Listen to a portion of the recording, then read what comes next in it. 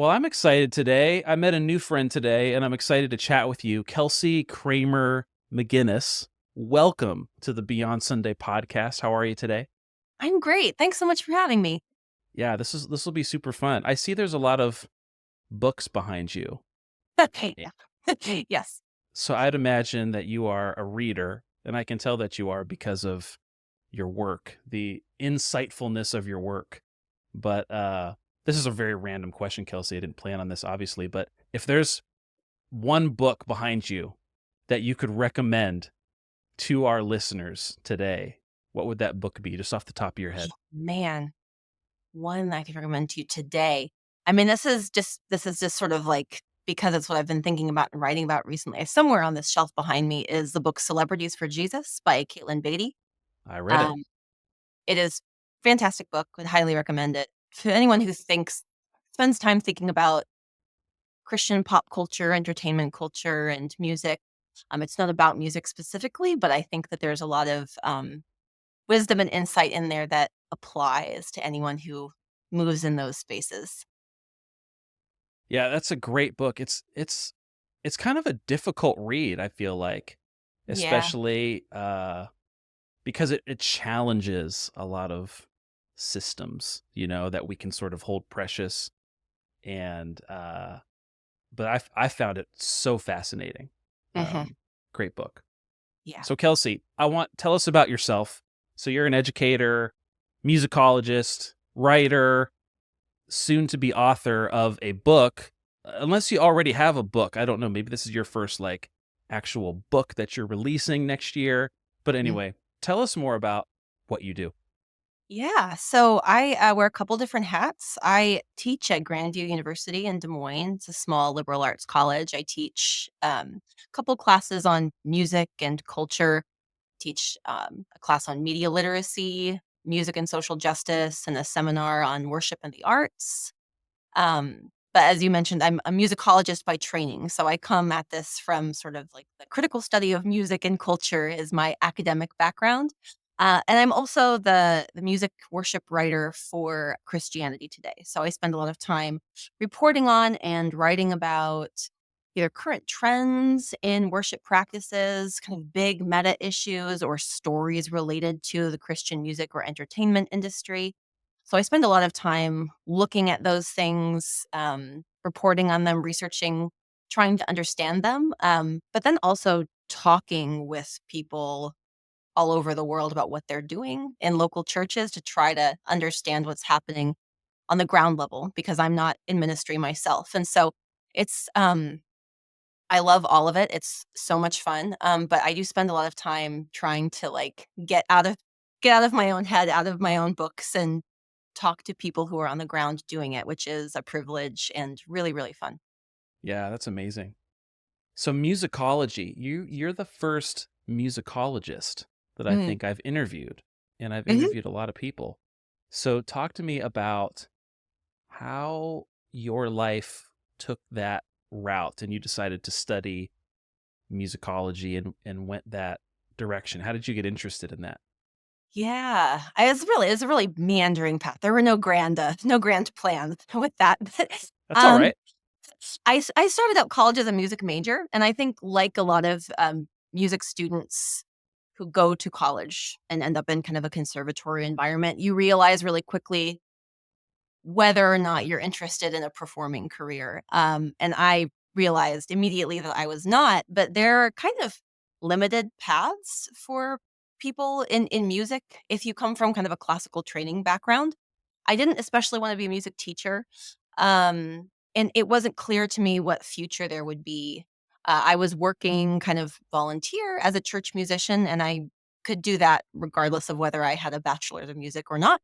Um, and so I dropped that major, I got an English major, and I through a series of, I don't know, classes or encounters on campus, I met our ethnomusicologists who, I mean, it's kind of related to musicology, slightly different methods, but and I first kind of encountered this academic study and writing about music that I just had not been familiar with that world before. I knew that there were music journalists. That was a different thing, but these were people who were doing really intense critical study of music in culture. And I fell in love with the idea of doing that. I just thought, if there is a way that I can spend my life reading about and studying this music that I love, but not be, aspiring to be a clarinet player in an orchestra, I would love that. And so I started taking classes there, but by the time I discovered that field, I was done with undergrad. And most people kind of take the trajectory from music major to graduate school in musicology. So I was a little bit non traditional. I went into a graduate program as a non major. And so started behind a little bit, but really loved it. And ended up getting to do some research related to the worship music that I loved, but a lot of other stuff too.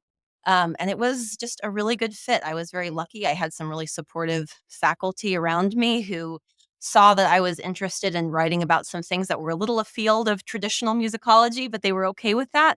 And so I got really lucky. And that was sort of the path there. Amazing. Are you a Mhm. clarinet player? Yes. That's your instrument? Well, I went in for piano and clarinet.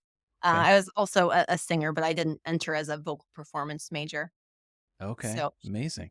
so yeah, I did enjoy that. I don't play so much anymore, but that was my way in, um, to the music school world with clarinet. Yeah. It is interesting with the music industry, and because a lot of people go to school because they want to become a professional musician, and I don't know the research on this, but a lot of people kind of, I feel like, get into the music industry as an artist or as a musician just sort of by right place, right time, relationships, developing their skill on their own. Some of them have never been to school. I know for me, I went to school for church music and kind of wrestled with, do I want to be like an artist, like a worship artist? Do I want to be a worship Mhm. pastor? And I ended up kind of going more of that ministry route, which I'm grateful for. But Right. it What was is your it is first interesting. instrument? First instrument was piano. Um, so I started when I was 7, and uh, and then kind of built from there. I picked up guitar when I was in middle school. Um, actually, drums first, and then guitar. I started playing keys in my middle school band, and then I was the drummer for our main church band. Then I started leading worship in high school. So yeah. Mhm. Um, so Kelsey, with your study of worship music and the worship industry, I heard you mentioned that you love worship music, or maybe you did. Has your view of worship music changed based upon all the research and the study that you've done of the worship industry? Hmm.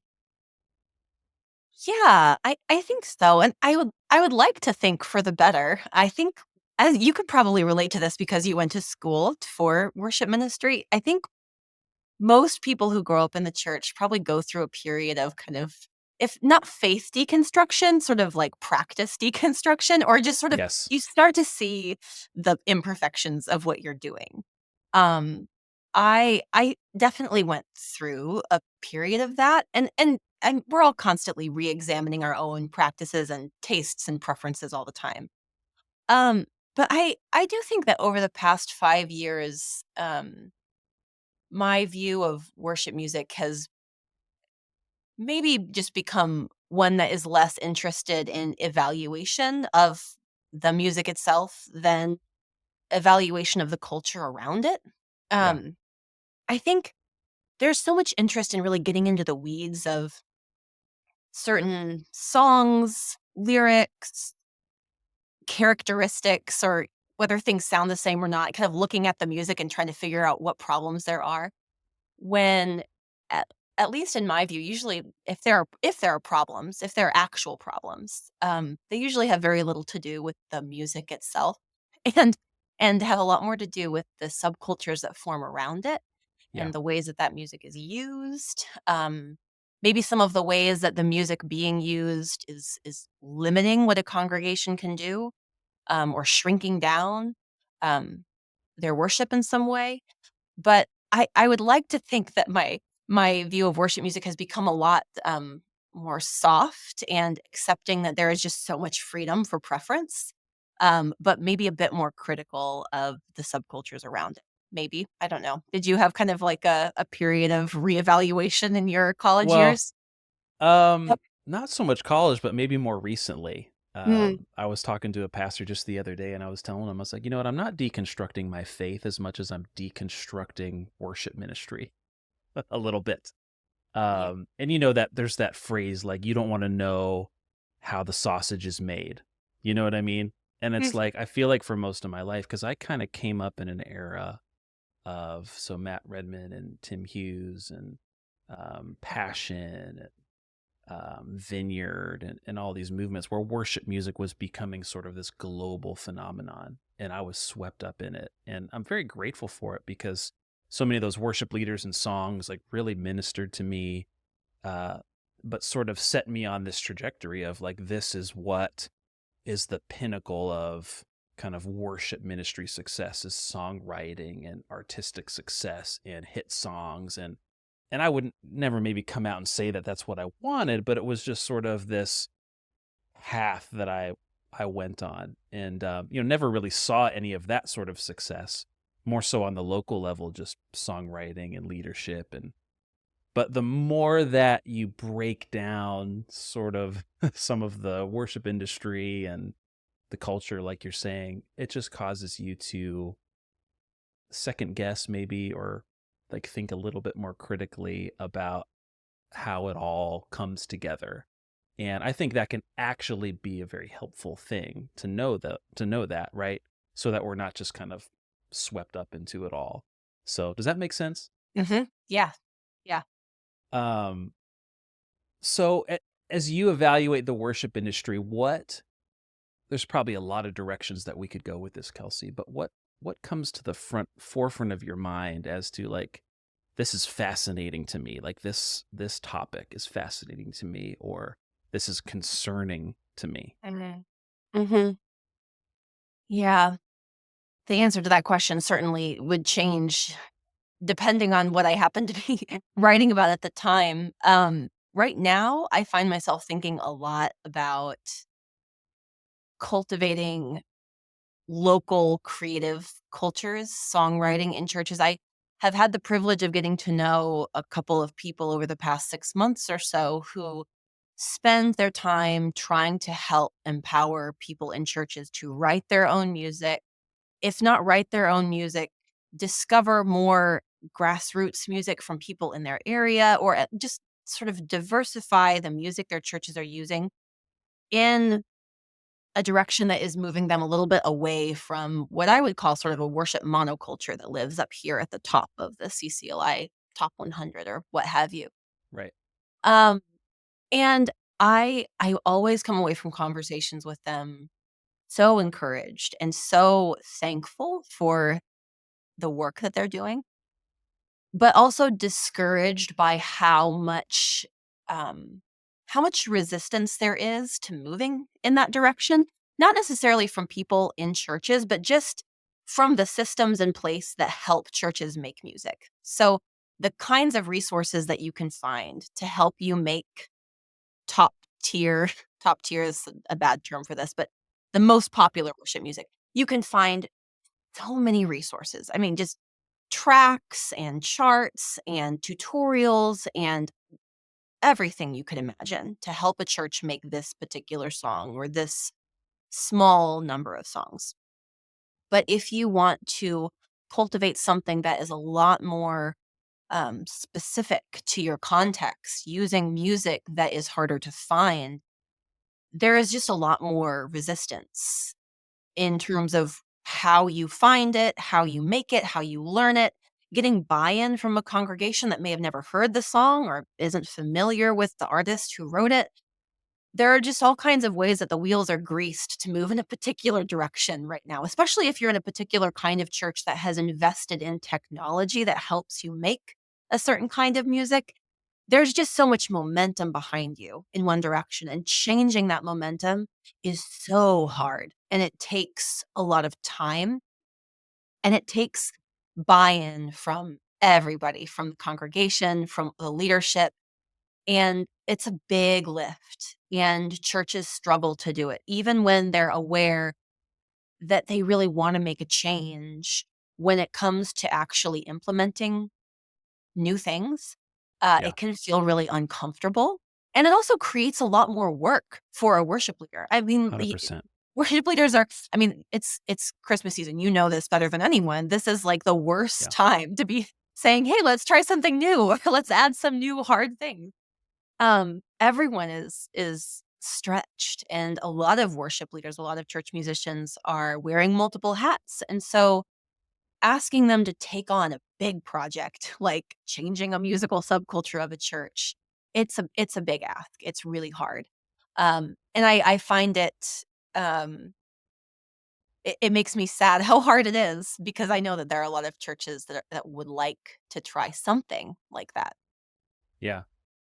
No, and I'm tracking with you, Kelsey, because we've sort of adopted so many wonderful tools that have really streamlined worship planning and preparation. You have your planning center where you got all your scheduling, then you have your multi tracks where you kind of find top songs and you throw in the tracks, and it's just very streamlined and easier to pull off, right? And I think sometimes we can get obsessed with just finding what works, what's maybe easiest, and we miss out, like you said, I think, on the local expression of what worship could be. We've lost a little creativity, and our churches are sort of controlled by, we're singing the same songs and we're doing them in the same way, when Mm. contextually I think there's way more creativity that we could experience, you know?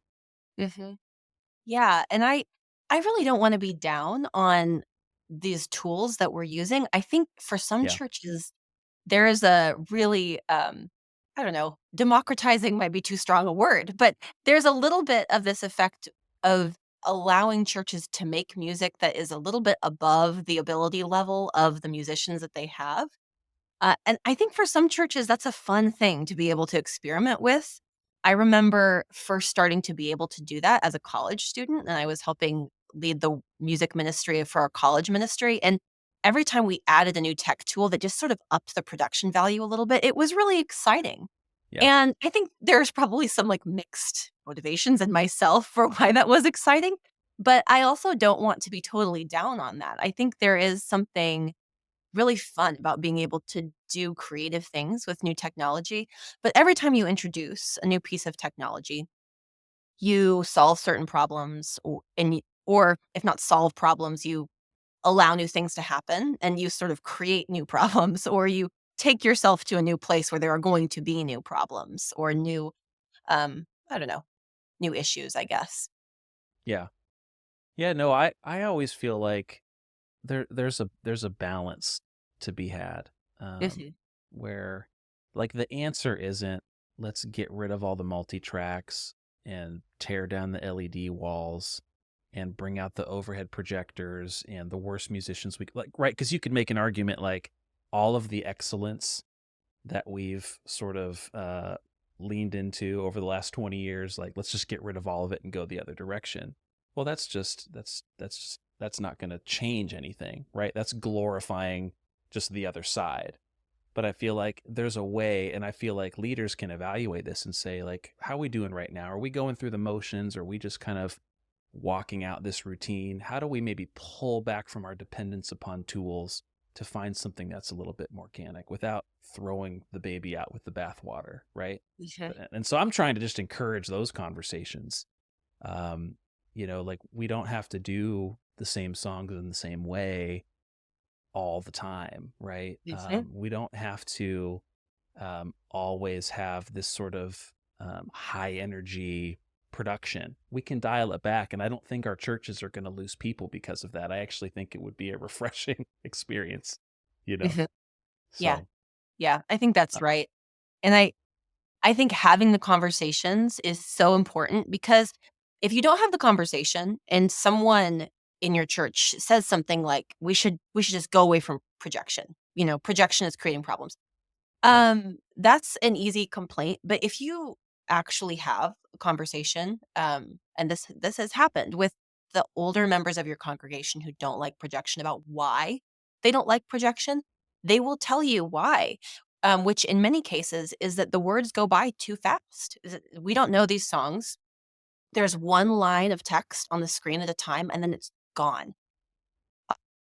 A 75-year-old person would say, I grew up with all the words in front of me at all times, being able to see what was coming, read them, and then even like meditate on them after. I don't have that option anymore. And I think that that's a really like valuable thing to consider. What does it mean that if we're learning a new song, the words flash in front of me for a moment. I don't have time to return to the idea. They're just gone. I think conversations like that can be really fruitful within congregations, and there are a number of ways you could address that problem. Um, but if you aren't willing to like actually have the conversation, then those things that what's underneath the I don't like the projection is actually really important. Yeah. No, that's so good. Yeah, we've taken a lot of our cues from show business, right? And a lot of that has been good. Um, but it also, I think, gets us out of balance, right? Mhm. Um, Even just with something as simple as projection, like lower thirds and, one word at a time, or like, because I remember, like, I grew up in the era of overhead projectors, right? Yeah. Where I actually, worship leader at my church, this is hilarious, but he wouldn't stand on the stage. He was a little interesting. He wouldn't stand on the stage. He would stand on the floor in front of the congregation at the overhead projector. So I think his idea, which was really sweet, was like, hey, worship's not about me, it's about Jesus. So I'm going to stand down here with my guitar and my sort of microphone over my ear, and he would flip the transparencies like Oh. as he would be leading. And at the time I looked at this like kind of cringe, like, oh my gosh, like what is happening right now? We can do so much better than this. But like now I'm like, there's something so beautiful about that, just sort of raw ragtag. And that's an extreme example. But yeah, that projection, it was like you had just the whole verse, right? I mean, you had the verse chorus, second verse bridge all on one slide. And so I'm just not sure all the changes we've made have been as beneficial as maybe we think they are. Mhm. And so that's what I'm evaluating and having great conversations with people like you. So this is good. Um, Kelsey, why do you think worship music all sounds the same? Or do you think it does sound the same? Oh man, that's such a good question. Um, so I actually don't think it all sounds the same. Okay. Um, I I think People say again, that a lot though. A lot of people, that's a critique that you just hear yeah, of all worship yeah, music sounds the same. it all sounds the same. Absolutely. Yeah, I wrote about this last year, I think. And my sense when someone says something like that is they're saying the same thing that people would say about radio country music or smooth jazz. They're making the observation that there is a very recognizable sound profile to popular worship music. It is a recognizable genre. Like and I think that for some people that's a new realization. And I think in some ways that has become more the case as worship music has become a more recognizable genre in the Yep. music industry. So I think what they are observing is this formation of like a unified popular version of what registers as worship music, which is just a complicated way of saying there's a genre and you can hear the characteristics. You're a lot more likely to say it all sounds the same if you don't like it. If you're someone who does not like radio country music and you turn across and you come across like a radio station, you know, you're going to flip past it. You would recognize what it was immediately. And that just sort of confirms your belief. This all sounds the same and I don't like it because it has these characteristics. I don't like listening to this kind of music. Right. Um, Now, I think people who are deeply embedded, worship leaders, worship pastors, people who are writing this music, they obviously know this isn't the same song over and over again, right? There are different hooks, there are different I mean, it tends to fall in the same kind of tempo range. But there are obviously ways to tell one song from the other, but it is a particular kind of music made for a particular kind of ensemble and a particular setting. So, I think there is sameness, but that's because it's a genre, and it's a genre that, like you would find in the pop music industry, is sort Yep. of being driven forward by a very small number of creators, and that's just what you get. Yep. Um, so when someone says that, I sort of automatically assume that maybe they don't. That's sort of a judgmental statement. It all sounds the same, and I don't like the direction this is going. Um, and I think that that's an okay preference. I think that there are some things about the sort of top worship music right now that, you know, if that music is not your preference for listening, that's totally understandable. Um, but I think what people experience as sameness is just the power of that small number of creators that you can Yep. hear, that shared influence and that shared musical vocabulary that they're all using. Right. So, I don't know. Collaboration. Yeah. What are your does it all sound the same to you? You spend so much time around it. What do you think? I mean, I think CCM definitely, like, I feel like I can turn on the radio, just a random radio station, and within like a split second, I know that it's a Christian song, right? Mhm. Just based on a certain sonic vibe, right? You just feel it. Mhm. So I feel like they're at least as it relates to commercial worship music or Christian music, there's a certain sound that just kind of works for the radio, right? That's Mhm. not to say that there aren't artists out there who are branching off and doing some more unique expressions, but that's not typically what's being played on K-Love, right? Yeah.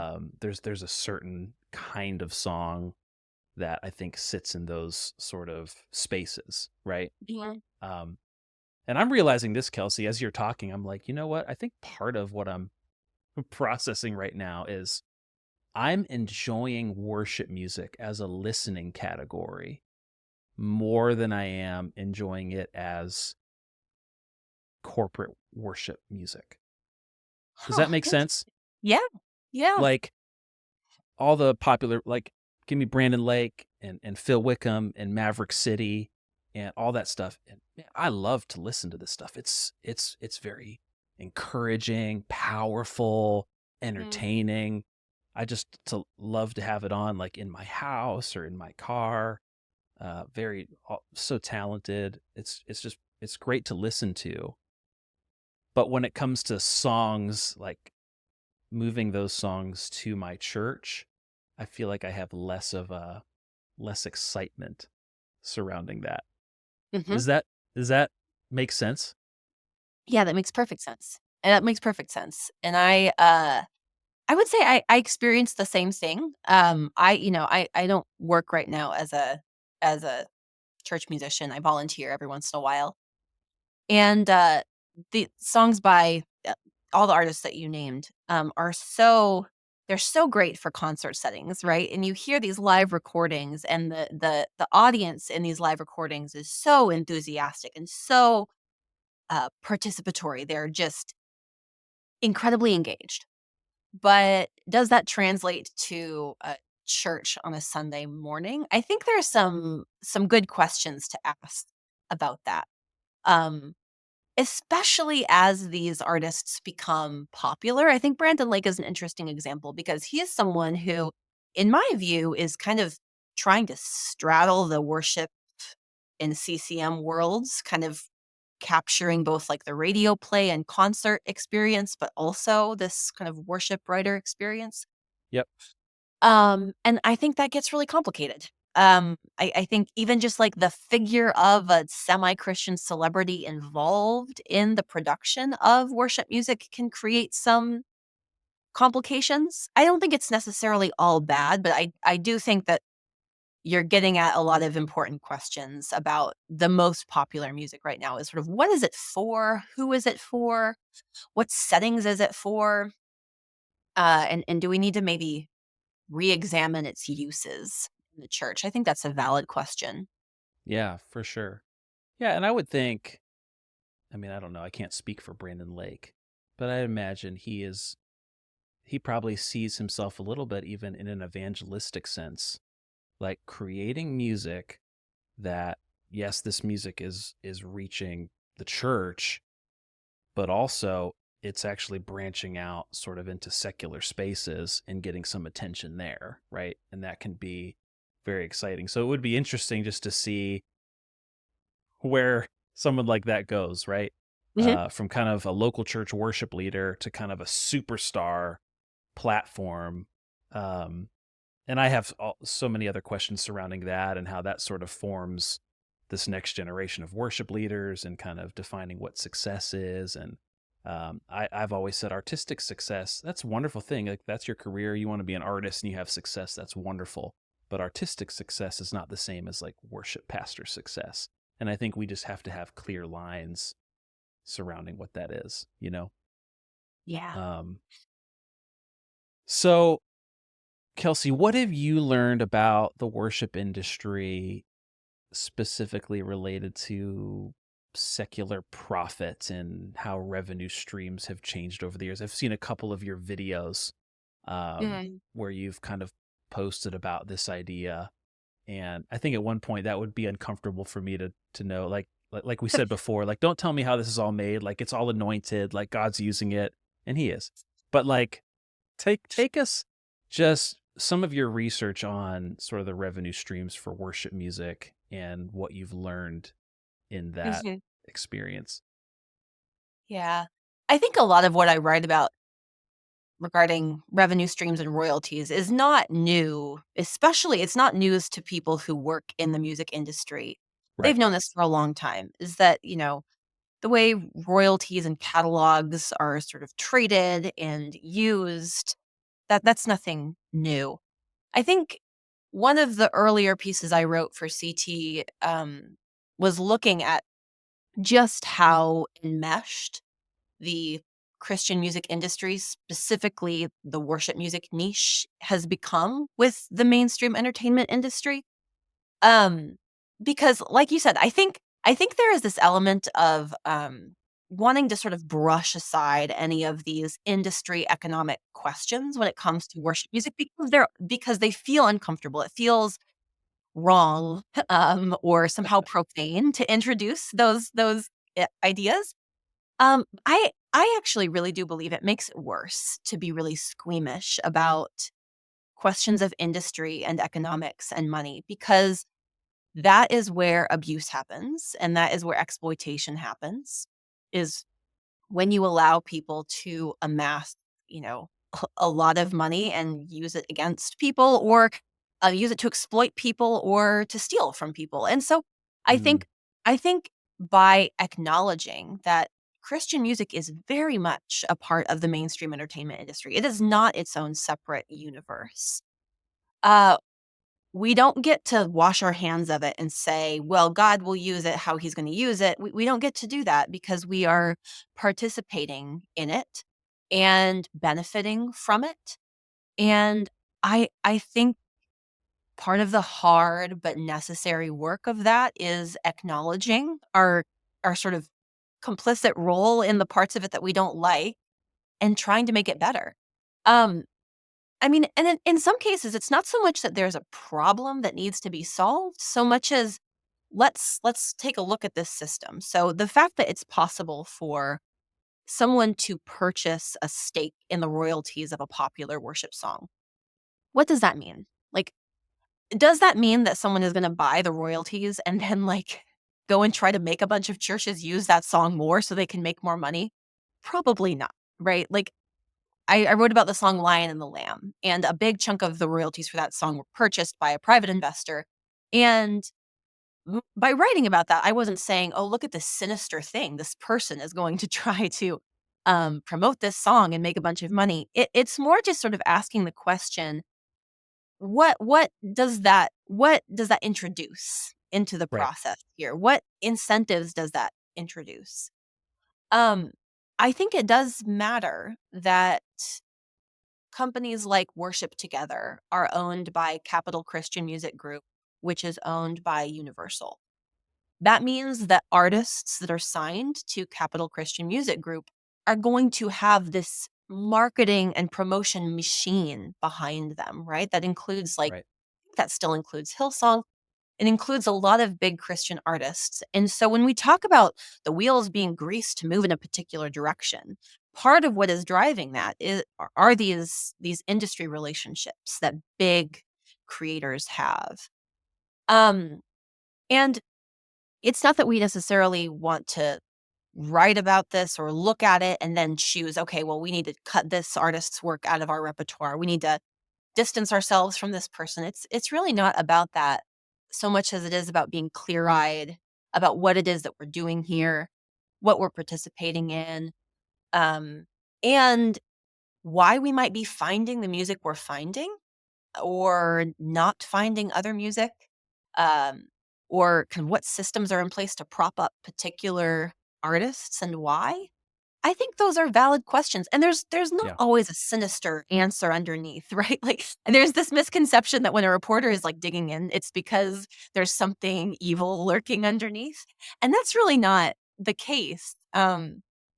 I just think the kind of, dismissiveness about these questions over the past 25, 30 years has been unhelpful to sort of say, "Well, it's all for God," and just sort of close our eyes to the rest of it.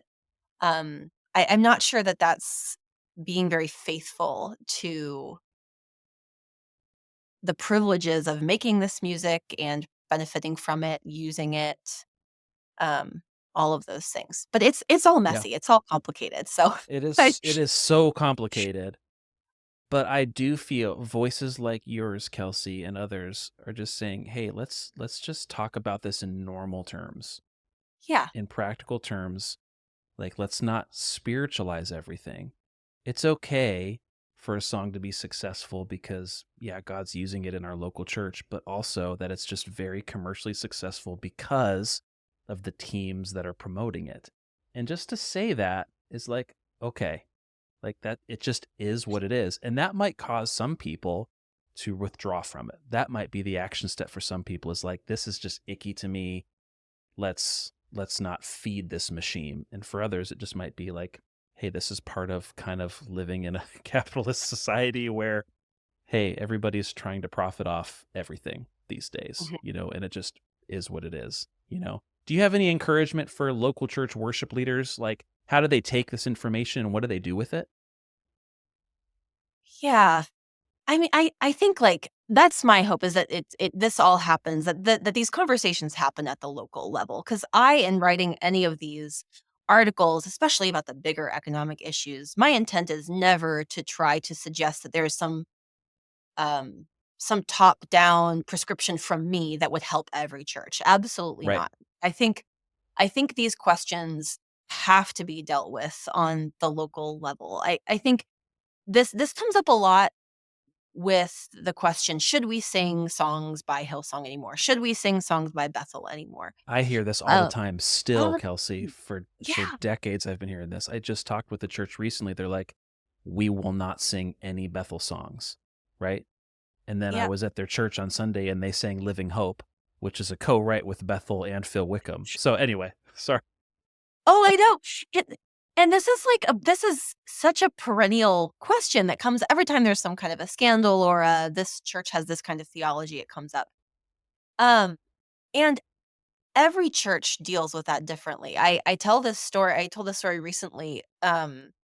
Of two churches in Texas. One is sort of a smaller Episcopal church, and another is a mega church. And they were dealing with this question of whether to use Hillsong anymore.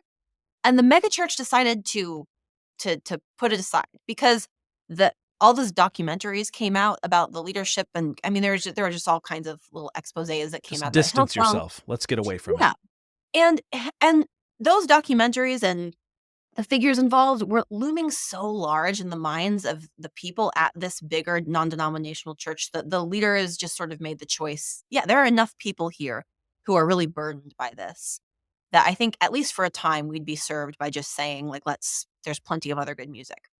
The smaller Episcopal church, no one there knew who any of the people involved in Hillsong were. And so the songs like Shout to the Lord and What a Beautiful Name that were like 2 of maybe 5 songs that they were doing by Hillsong stayed because the figures involved with Hillsong did not occupy the same place for them. So I think that's a good illustration of just why the local church is the place for these questions to be dealt with, because I don't think that there is one right answer. And to act like there is to suggest you can really optimize your participation in this system in a way that gives you completely clean hands. And there just isn't, which might sound really dour, but I actually think is a source of freedom, right? Like that's just the reality of living in the world. None of us is going to avoid the ways that we are complicit in certain kinds of oppression, certain kinds of exploitation just by our consumption habits. Mm. Um, Wow. by owning that and then trying to move forward faithfully with an eye toward justice, I So think good. we can move forward in freedom and try to make good choices and try to move towards justice. And that might sound a little bit high-handed for these kinds of issues, but I actually think I think it does matter because when we talk about financial exploitation in the music industry, we're not talking only about financial exploitation. We're also talking about like the racist structures of the music industry and the ways that the Christian music space reproduces those structures. So I think there are just so many good reasons to be clear-eyed and open to seeing those things and talking about those things and just trying to move forward together. Mm. Wow. That's so good, Kelsey. And I think like Bethel and Hillsong, like those are easy targets. I can't remember if it was one of your videos or someone else that posted even about like the Gettys, right? So the Gettys Mhm. are uh, typically more of a reformed like hymn movement, right? And so you would just think, okay, that's a bit more sanctified because of like they're writing these hymns and the instrumentation is very simple. The lights are on in the room. It's just it has less of this sort of entertainment club vibe. So we automatically think it's just sanctified in that way, but it's also connected to the same machine, right? Yes, absolutely. Yeah, I have you ever been to the Sing conference, I to the have conference? I have not. No. I probably should get there, but I've never been. It's massive, it's Yeah. huge. Um, and yes, it certainly has a different vibe than Passion, for example. Um, but yeah, the Gettys live in Nashville at least part of the year. They're on a Christmas tour now. They have, they have sort of carved out their own little niche in the worship music industry that they are really trying to expand. I think they would like for what they do to make up a bigger share of the mainstream worship music industry. I think they would Sure. like to see the modern hymn movement be a bigger force than it is, and I think it is becoming a bigger force in some segments of the church. Um, but it's not its own separate universe either. I was at Sing, they were sharing the stage with Michael W. Smith, he's like old guard CCM, contemporary worship music guy. I think, they want to be quite ecumenical, even though they are sort of decidedly reformed in flavor. Um, so I'm sort of watching that whole world with a lot of curiosity to sort of see where that goes, how that grows in different ways. They have a hymnal, a print hymnal coming out with Crossway next year, which I think is a really interesting choice. Um, Why? so yeah, well, I think it sort of speaks to there are always, I'm sure, do you remember the ancient future worship thing that happened in like the 2000s with you Yep. remember this? Yeah. Um, there is this swing back and forth away from like let's rediscover the music of the ancient church or let's rediscover the music of the historical church. We tend to swing back in that direction often. And this is I think an example of that. But as at least that I remember, the ancient future worship movement was a bit more diffuse and a bit more like recording industry centered. There were some albums. There was kind of these like that was when, like, the reinvention of hymns really started with, like, David Crowder's "Come Thou Fount." Is that right? When everyone started doing that song again and Yep. kind of reinventing some hymns. Passion But released an album, hymns and yes, ancient and modern is what they called it. yes, The that's the hymns one I'm album. thinking of. Yep. Yeah. But the actual production of a hymnal, of a ecumenical hymnal by Crossway, that, I think is noteworthy. I think that it speaks to there being, at least in their view, enough churches that want to experiment with trying to go back toward a more stable, what they perceive to be historically rooted musical tradition, that they would go through the trouble of compiling and printing a hymnal. It's a huge project. Um, so I'm curious to see where that goes as well, whether that's sort of like a trend that's gonna be gone in a couple years or whether that Right. has some lasting momentum. I don't know. When's the last time Yeah. you led in a church that had hymnals?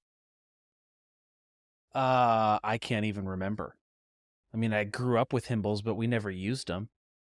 Um, so I I don't think there's any that I've been to Mhm. in evangelicalism. So maybe it's making a comeback.